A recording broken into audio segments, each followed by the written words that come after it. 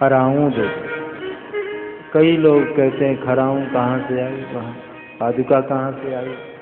अरे भाई, राज्याभिषेक की सामग्री लेकर के गए थे भरत जी, उसमें पादुका भी जरूरी था, तो राम जी ने उस पादुका में अपना चरण लगा करके दे दिया।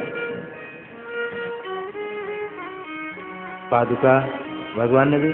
प्रभु करी कृपा पावरी दे, प्रभु कर कृपा पावरी दे, सादर भरत शीस धरि दे, सादर भरत शीस धरि दे, चरण पीठ करुणा निधान के, चरण पीठ करुणा निधान के, जन जुग जाय प्रजा प्राण के, जन जुग जाय प्रजा प्राण के, प्रभु कर कृपा पावरी,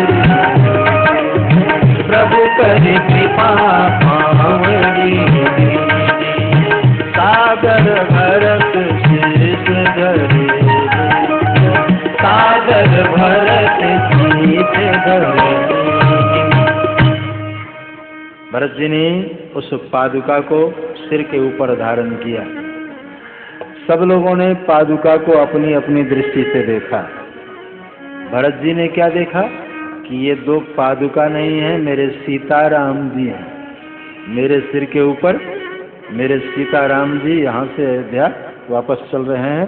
पादुका को सीताराम जी समझा। इस पादुका के ऊपर 1000 श्लोक है। हमारे आचार्य श्री ने, वेदांत देशिक स्वामी जी ने एक ग्रंथ लिखा है पादुका सहस्र। इन चरणों की क्या महिमा है, इस पादुका की क्या महिमा है। 1000 श्लोकों का वो ग्रंथ है पादुका सहस्र। पादुका लिया, भरत जी ने सीताराम जी समझा। वशिष्ठ जी ने रा और मां, ये दो पादुका नहीं, 14 साल तक राम राम जपने के लिए 2 मंत्र दे दिया, चरण पीठ करुणा निधान की। लेकिन अयोध्या के मंत्रियों ने जब देखा तो जन जुग जामिक प्रजा प्राण। अयोध्या के मंत्रियों को लगा कि ये 2 पादुका नहीं, 2 चौकीदार है। 2 चौकीदार है जिनको राम जी अयोध्या की सुरक्षा के लिए नियुक्त कर रहे हैं। और उनसे कह दिया कि जब तक मैं वापस न आऊं तब तक किसी की मृत्यु नहीं होनी चाहिए। 14 साल तक ये व्यवस्था तुम संभालोगे, जब तक मैं वापस नहीं आऊं अयोध्या में किसी की मृत्यु नहीं होनी चाहिए। पादुका लेकर के श्री भरत जी चल रहे हैं। सभी रो रहे हैं। ठाकुर जी सजल नेत्रों से सबको जाते हुए देख रहे हैं। इधर भरत जी ने चित्रकूट से आकर के नंदी ग्राम में डेरा डाला है। सिंहासन के ऊपर पादुका प्रतिष्ठित किया है।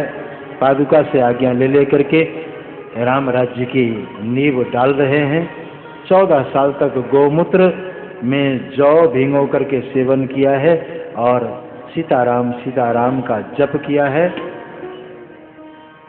पुलक गात हिय सिय रघुवीरु, नाम जीह जपि लोचन नीर। शरीर पुलकायमान है।